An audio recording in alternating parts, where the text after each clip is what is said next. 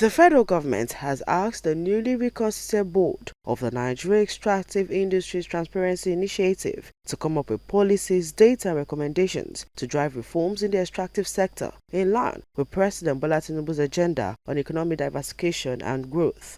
Secretary to the Government of the Federation and substantive chairman of the board, George Akume, said this on day 2 at the ongoing 5-day retreat of the NATI board holding in Lagos. With a theme from reports to results, build on impact, the SGF pointed out the importance of the board to play a leading role in supporting Nigeria to navigate through challenges in the oil and gas and mining sector, especially oil theft and illegal bunkering.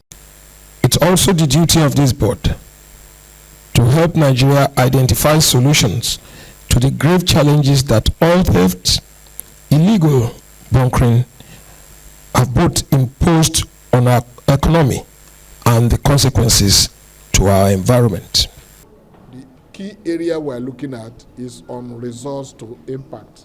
How can we, under this circumstance, divide policy guidelines and strategies to guide the government to look inwards to provide a coordinated national response to energy transition. Sustainability, green energy is taking off. How do we address the energy security in the face of this? This is one area that the board is looking at. The board is also looking at even the challenges that face us on this in the sector now. The issue of oil theft has taken a new dimension.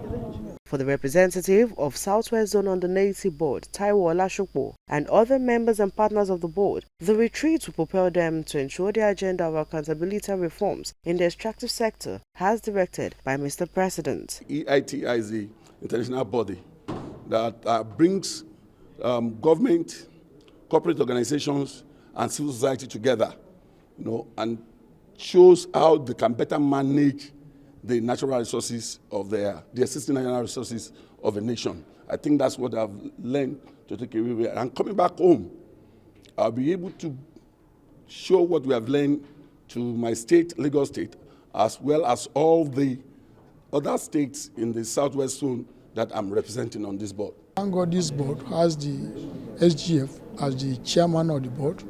It's very easy for us to drive reforms in the sector that will make sure that operators in the mining industry space operate in a way that will make them to contribute meaningfully and transparently to the national economy. It's dynamic and situations are also dynamic, so new things are coming up.